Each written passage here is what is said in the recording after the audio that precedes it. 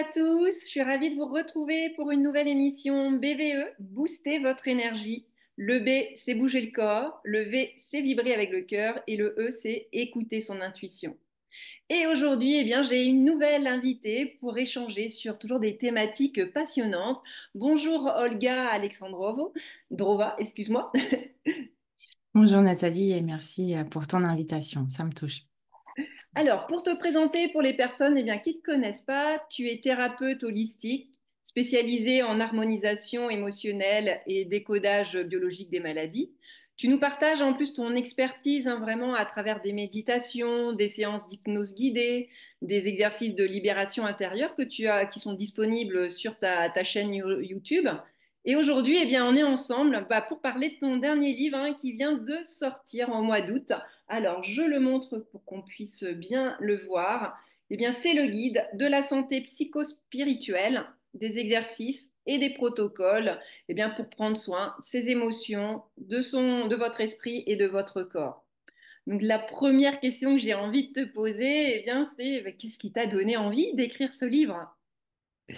Mon accompagnement, avant tout, parce que je guide les personnes pratiquement tous les jours et il y a des questions qui reviennent, il y a des exercices que je donne à ces personnes à faire à la maison et à un moment donné, je me suis dit, mais pourquoi pas donner un support aussi que les personnes vont avoir chez elles et compléter le suivi dans mon cabinet. Donc ça, c'était une des raisons. Et puis après, bien sûr, de joindre les deux dimensions, les deux domaines, la psycho et la spiritualité, qui me tiennent à cœur et qui pour moi sont totalement complémentaires.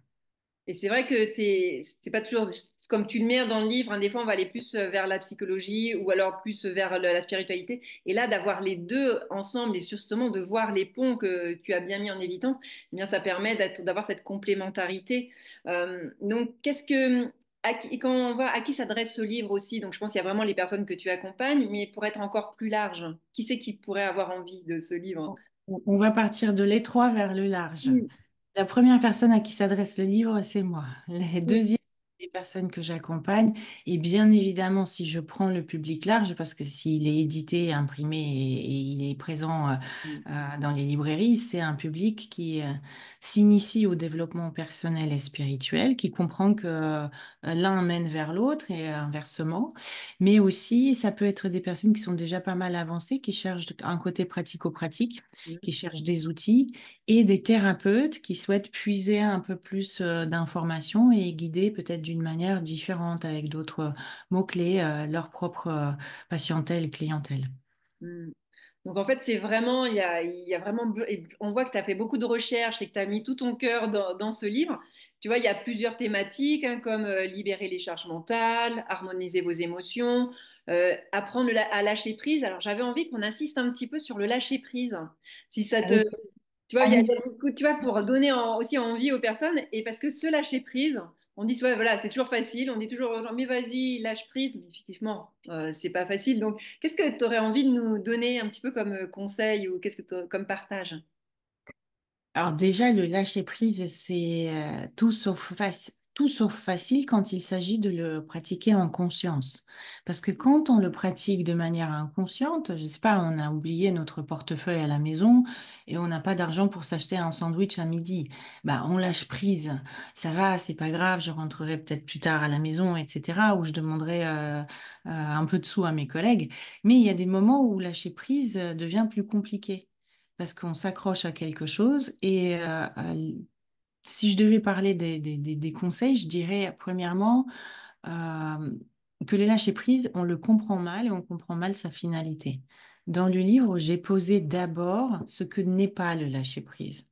Avec quoi on le confond? Avec la résignation, avec le fait de subir, de cautionner les actes d'autrui qui sont impardonnables, d'accepter l'inacceptable. Et donc, la première étape, c'est vraiment de comprendre, mais avec quoi je peux le confondre? Et après, évidemment, c'est de saisir que le bénéfice du lâcher-prise ne peut être que agréable, confortable et on est gagnant en fait. Mais notre ego, notre mental ne va pas consentir à ce processus tant qu'il ne comprend pas les bénéfices concrets Pourquoi lâcher prise si au final j'en ressors perdante et la personne à qui j'en veux, bah, elle se balade impunie dans la nature. Donc là, on a l'ego, et j'en parle aussi pas mal des pièges de l'ego, qui fait barrage. Donc le bénéfice, il faut capter que c'est quelque chose de super agréable. À la fin, je suis libre, je me Mm. sens bien, lâcher une détente dans le corps. Pourquoi je ne lâche pas prise? Et ensuite, il y a bien sûr des étapes pour lâcher prise. Quand tu dis les conseils à donner, mais peu de personnes savent sur quoi elles lâchent prise. C'est ça. Comprendre sur quel scénario je lâche prise. C'est le pire scénario qui peut arriver. Et c'est ça qui est bien, c'est que tu nous donnes les 5 étapes en fait pour justement d'observer, d'identifier. Et ça c'est bien parce que tu vois, c'est ce mot il est un peu passe-partout. Et là en fait tu le décortiques et tu donnes vraiment bah, le contraire et d'aller vraiment puiser. Et comme tu dis, c'est d'aller aussi chercher vraiment aussi à l'intérieur de toi. Et il y a ce mot aussi acceptation. L'acceptation, c'est le fruit du lâcher-prise. C'est-à-dire, si le lâcher-prise est un processus qui Mm. amène à quelque chose, l'acceptation, ça va être vraiment la résultante. J'ai accepté la situation parce qu'au préalable, j'ai lâché prise. Et je détaille vraiment les 5 étapes, dont la cinquième est optionnelle, mais elle est quand même aussi importante, pour que les personnes y aillent pas à pas. Mm. C'est qu'est-ce que je fais en premier temps, qu'est-ce que je fais en deuxième temps, et quand la personne elle a compris le process, elle peut se passer du livre et le faire d'elle-même, hein. Mais tout, en fait, ça demande de l'entraînement, de la répétition, d'enlever un peu ces schémas. Mais c'est vrai que c'est bien détaillé. Et moi, je le retrouve pas dans beaucoup de livres. Donc, c'est ça qui était intéressant de voir eh bien, ton approche, en fait, qui nous donne vraiment des clés. Puis d'avoir, en fait, tous ces protocoles aussi, que bah, ce soit sur ta chaîne YouTube. Mais là, on a aussi bah, voilà, des méditations. Et j'aime bien l'exercice du je suis, si on continue, tu vois. Oh là là, j'ai combien d'heures pour l'expliquer? C'est vrai que c'est un exercice, le protocole je suis, c'est quelque chose qui est très puissant et qui nous dépollue de tout ce qui est rajouté au je suis. Je suis belle, je suis gentille, je suis méchante, je suis incapable, je suis super géniale. Tout ça, c'est la périphérie qui se pose sur la conscience d'être. Si on se dépollue de tout cela, il reste simplement la conscience d'être, qui se résume en 2 mots, je suis, et qui se résume en un état d'être intérieur. C'est une sensation. Donc oui, c'est s'il y avait un protocole à faire, un exercice à faire, celui-là, c'est un des plus puissants, mais aussi un des plus compliqués, hein. De toute façon, les choses les plus simples sont à la fois les plus complexes. Voilà, parce que je suis, c'est simple, mais quand on voit la puissance et après, comme tu dis aussi, de l'intention qu'on va y mettre, et en fait, c'est un tout après, mais c'est un chemin, j'ai envie de dire. Tu vois, c'est vraiment, ton livre, on le voit aussi comme un chemin, étape par étape. Chacun a son rythme, on est plus ou moins évolué, mais en tout cas, je pense qu'on peut, voilà, c'est à nous de commencer et puis après de voir vers où on veut aller. Tout à fait. C'est un chemin et qui n'a pas forcément une destination concrète qui s'arrête et puis après, il n'y a plus rien. Elle se régénère, c'est un chemin perpétuel, je pense. Tout à fait. Et donc, tu vois, ma chaîne YouTube, si elle le V, c'est vibrer avec le cœur. Et tu nous parles aussi de cet espace du cœur. Est-ce que tu pourrais nous en dire un petit peu plus? Oui, alors ce dont tu parles, c'est la deuxième partie du livre et l'espace du cœur fait partie des 5 clés fondamentales qui peuvent être appliquées à n'importe quelle technique ou à n'importe quel outil. Et particulièrement la clé de l'espace du cœur. Mm. Si on prend, je sais pas, l'EFT, si on prend une prière, si on prend une technique de se parler à voix haute ou de mettre une chaise vide en face de soi, quel que soit l'outil que vous utilisez, issu de la psychologie, euh, si vous descendez d'un étage de la tête vers le cœur, dans l'espace du cœur, n'importe quel outil instantanément devient quantique. Ça veut dire qu'il agit sur la totalité de notre être.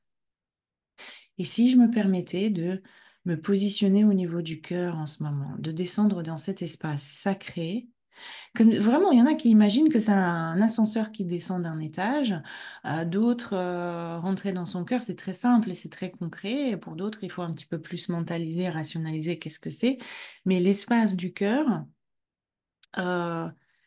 à lui tout seul, il peut produire de la magie. Mm.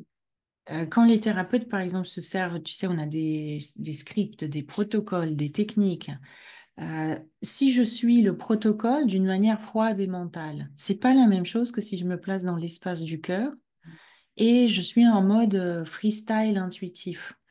Ok, c'est quoi l'étape suivante? Comment je peux guider, me faire guider si je le pratique par moi-même? C'est l'endroit depuis lequel se passe la connexion avec notre être. Ouais, c'est beau et merci. Je suis moi-même thérapeute et effectivement, lorsqu'on se place dans le cœur, eh ben, il y a la magie qui opère, j'ai envie de dire. Absolument. Et tu m'as parlé d'intuition, donc je continue. Tu vois, qu'est-ce que l'intuition te parle? Comment est-ce que c'est quelque chose qui t'intéresse au quotidien? L'intuition, c'est la captation des informations brutes sans aucun polissage du mental. Donc, on est automatiquement dans le domaine du corps. On est automatiquement dans les ressentis corporels. Parce que l'intuition, c'est je capte quelque chose, mais je ne le comprends pas encore. C'est mon mental qui ira poser des mots après, et de se dire, tiens, ça ressemble à ceci, ça se nomme comme ça.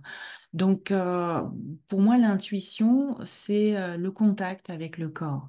Il y a un protocole dans le livre qui s'appelle la sagesse et le contact avec le corps. C'est quand je suis du mieux possible consciente de ce qui se joue dans le corps. Si par exemple, je suis dans un environnement, dans un parc et tout à coup, je me sens tendue, il n'y a personne autour de moi, il y a juste des arbres, je sais pas, peut-être un petit chemin, mais je me sens tendue. Mais il se peut que cet endroit soit chargé d'une énergie particulière, pas spécialement compatible ou agréable, et je le sens comme ça. Si je suis attentive à ce qui se passe dans le corps, à mes sensations, je peux sentir est-ce que cet endroit est bon pour moi? Est-ce que cette tomate est bonne pour moi? Est-ce que dans cette relation, je me sens bien? Les intuitions, ça, c'est capter les informations qui viennent d'autres plans et seulement dans un deuxième temps, une fois que ça a traversé le corps, de leur poser des mots plus spécifiques. Ah, merci, merci pour ton partage. Donc, ton livre est très riche, on va pas tout faire, mais j'ai sélectionné, tu vois, quelques petits brefs. Et en fait, souvent, les personnes ont aussi entre, tu vois, l'ancrage et l'enracinement. Tu vois, ces deux notions que tu donnes aussi. Et toi, je pense que tu peux juste, si tu as un petit tips, un petit conseil à donner aux personnes hein, qui nous écoutent ou nous regardent. Faites les deux. Faites les deux. S'ancrer, c'est se mettre en contact avec la terre. C'est vraiment passer du plan où on a parfois tendance à aller facilement. Beaucoup de personnes voyagent là-haut, sont dans les sphères hautes et mentales. C'est de revenir à la présence dans son corps. Et ça, c'est l'enracinement. Et l'ancrage va être beaucoup plus la stabilité. C'est-à-dire, il y a plein de choses qui se passent autour de moi, plein d'événements qui peuvent me perturber, mais j'ai une certaine stabilité pour les traverser. Donc il y a des protocoles, hein, ça peut être imaginer les racines d'un arbre qui descendent dans la terre, ou simplement avec une phrase, je reste dans mon corps. Je peux commencer déjà à m'enraciner. Et je manque, je me stabilise peut être aussi une phrase qui est vibratoire, être prononcée à défaut d'autres rituels et techniques à utiliser. Ah, merci, je pense que ça va aider, tu vois, le pouvoir, tu vois, de l'intention et des mots et, tu vois, de la visualisation, tu vois, là, je pense que, voilà, pour les personnes, et surtout en ce moment, tu vois, on est dans l'automne, eh bien, on a besoin d'avoir cet enracinement, tu vois, et cet ancrage, hein, et de voir que les deux sont complémentaires, et des fois, on fait un petit peu l'amalgame entre les deux. J'ai un petit jeu pour toi. J'aimerais que tu me donnes un chiffre entre 1 et 47. Et 47. Je commence. Ok, à tout hasard, 21. Alors pourquoi? Je t'ai demandé. Alors, je vais le dire pour Pourquoi le les chiffre personnes. 47? C'est que dans ton livre, tu nous as mis en fait à la fin tout le livre en 47 affirmations. Donc, on va pas faire les 47. Donc, je t'ai demandé un chiffre. Et comme ça, eh bien, tu vas pouvoir nous dire ce que tu ressens par rapport à ce 21. Alors, le 21, c'est ce que nous croyons être n'est pas ce que nous sommes. Qu'est-ce que ça t'inspire? J'adore. Mais franchement, si, dans le mille, hein, c'est chacun d'entre nous a une idée de ce qu'il est et de ce qu'il n'est pas. comment je suis, comment je ne suis pas, chacun a cette idée-là. Et pourtant, cette idée, elle sera toujours limitée par rapport à ce que nous sommes réellement. Je peux imaginer que, par exemple, je suis nulle. Je m'identifie à cela. Ou je suis incroyable. Mais je suis encore beaucoup plus que ça. Je suis plus que mon corps, je suis plus que mes émotions, je suis plus que mon salaire, je suis plus que mon poids, je suis plus que la couleur de ma peau. Je suis même plus que toutes mes identifications et rôles. Donc, les idées que nous avons à propos de nous-mêmes sont toujours beaucoup plus limitées que ce que nous représentons réellement. Et il y a un petit renvoi vers le passage sur le vilain petit canard qui est en résonance, parce que le héros de l'histoire n'a jamais été un canard, hein. Il a cru qu'il était un canard, mais c'était un cygne magnifique qui avait deux idées sur lui-même. Je suis un canard et je suis vilain. Il était beaucoup plus que ça, jusqu'à ce qu'il se reconnecte à sa véritable nature et à cette phrase que tu viens de lire. Ah, c'est super, tu vois, c'est ce petit jeu et je me suis dit qu'on allait pouvoir puiser. Et c'est vrai que c'est bien parce qu'on peut vraiment prendre ce temps de, voilà, de lire, voilà, on va pas, le but c'est pas de les lire toutes d'un coup parce que quand j'ai vu ça faisait beaucoup d'un. Mais voilà, c'est d'en piocher une et tu vois, de choisir aux gens, ils peuvent choisir un chiffre et puis ils lisent vraiment une phrase et je trouve que c'est bien de l'avoir mis à la fin. Est-ce que si tu avais un autre message à transmettre par rapport à ton livre, qu'est-ce que tu aurais envie de dire aux personnes qui nous regardent aujourd'hui? Par rapport au livre, Ou par rapport à la vie en général, par comme tu... rapport à la vie en général, il nous arrive à tous de traverser des turbulences, voire même des moments difficiles, et c'est OK, c'est normal, ça fait partie de la vie.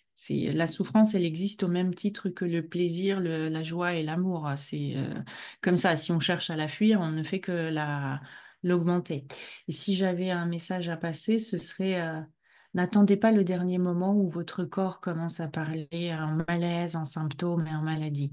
Si vous sentez que quelque chose est difficile, peut-être insurmontable par soi-même, ou les clés que vous avez ne fonctionnent pas, on a une énorme chance, nous, notre génération et les suivantes, d'avoir un panel de thérapeutes, de coachs, mais même au-delà de ça, de livres, de clés, de capsules sur YouTube, des choses qui existent en accès libre et qui peuvent nous aider. La génération de mes parents n'avait pas accès à ça. Aujourd'hui, on peut, si vous sentez que quelque chose vous perturbe, vous déséquilibre et que par vous-même, vous n'avez pas réussi à le dépasser, faites appel aux gens qui savent, qui peuvent vous accompagner. Ou alors, si vous n'êtes pas encore prêt, allez-y, ouvrez Internet, accès aux informations. Je trouve ça magnifique. Aujourd'hui, on peut puiser n'importe quelle info sur Internet ou dans les librairies et l'avoir très, très vite. Utiliser son intuition. Allez-y avec une intention et votre intuition et d'aller choisir la vidéo qui sera ou le livre qui vous fera du bien en fonction de votre besoin, de vos attentes. Absolument. Et souvent, même quand on cherche intuitivement, on a la technologie qui nous aide, on a les algorithmes des réseaux sociaux qui nous renvoient des petites vignettes à côté et intuitivement, des fois, on clique sur une vidéo et on se dit, OK, ça résonne à quelque chose pour moi dans ces messages. Ouais, complètement. Ah, merci pour ce beau partage. Et ma chaîne s'appelle Booster votre énergie. J'aurais envie de te demander, et toi, qu'est-ce que tu fais pour booster ton énergie? Est-ce que tu as une pratique, une anecdote? Qu'est-ce qui te fait du bien? Booster mon énergie. Ok, si je sors en dehors du cadre de mon livre, c'est-à-dire tout ce qui est dans le livre est valable pour booster l'énergie, mais des petites astuces à part, ce serait... alors moi, je fais des micro-siestes. Hmm.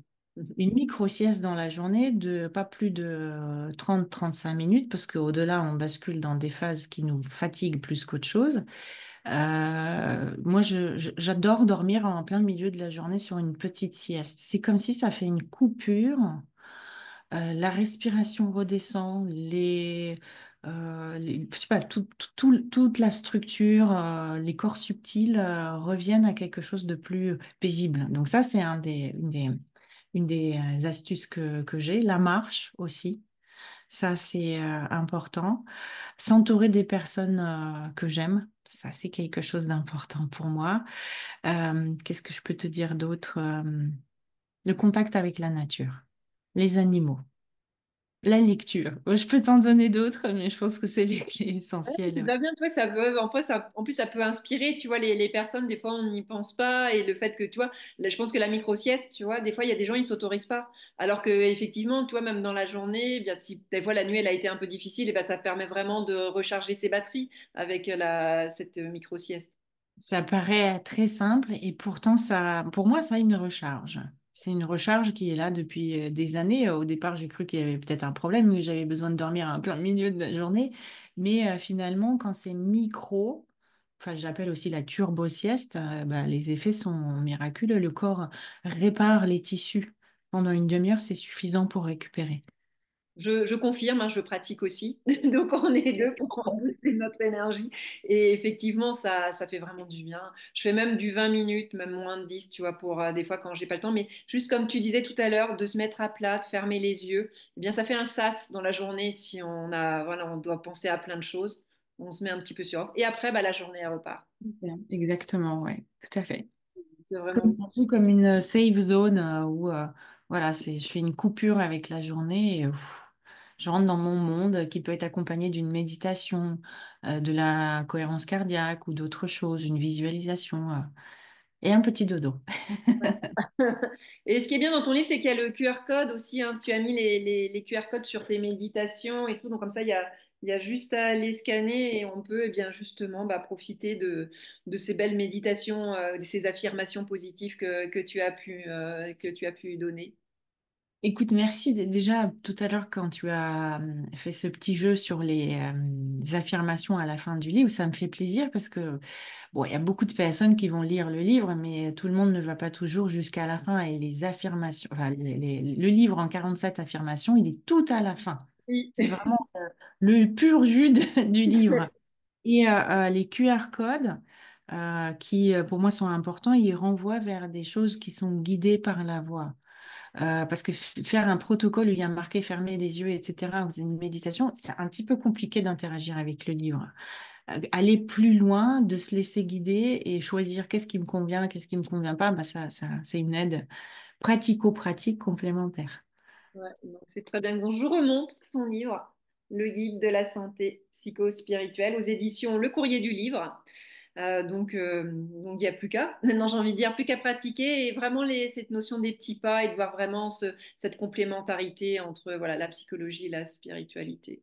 Ah, eh bien, merci beaucoup. Je ne sais pas si tu as un dernier mot, qu'est-ce que tu aurais envie de nous transmettre, mais on a déjà bien parlé. Voilà, après, on ne peut pas tout dire parce que justement, il faut que vous alliez le lire, mais il est très riche, hein. Alors moi, je suis très bavarde, donc des petits mots, je peux en avoir tout le temps, mais si j'ai quelque chose peut-être à rajouter, pour les gens qui nous regardent, vous êtes un être holistique. C'est-à-dire que vous êtes composé de plusieurs plans et il n'y en a pas un qui prime sur l'autre. Tout compte. Ce que vous mangez, l'air que vous respirez, ce que vous pensez, les gens que vous côtoyez, la façon dont vous dormez, tout compte. Donc, quand quelque chose dysfonctionne, n'est pas équilibré, on peut le voir sur la guérison de plusieurs plans. Comment je mange, comment je respire. Est-ce que je me repose? Est-ce que je suis entourée des personnes? Est-ce que je sors faire de l'activité physique? Est-ce que je m'occupe de mes émotions et de prendre ma météo intérieure? Donc vraiment, cette globalité, nous sommes un tout. Et quand on s'occupe de nous, ben, tout est important. Voilà. En fait, ce qui a résonné quand tu l'as dit, c'est quand on s'occupe de soi, bah, j'ai l'impression qu'on s'occupe des autres aussi. Tu vois, je sais pas, parce que tu vois, vu qu'on est bien avec soi, eh bien, on sait qu'après, ça va résonner à l'extérieur. Tu es une antenne. Si tu t'occupes de toi et qu'il y a quelqu'un qui se balade dans la rue en ce moment à 1 kilomètre de chez toi en train de promener son chien, il peut se connecter à cette vibration, parce que le temps et l'espace n'existent pas, et sentir que ici il y a quelqu'un qui vibre et qui rayonne la joie, la sérénité tranquille, etc.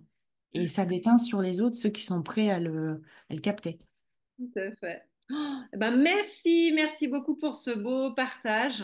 Ça fait du Merci. bien. Et comme on sait, on pourrait en parler pendant des heures. Tout à Mais, fait.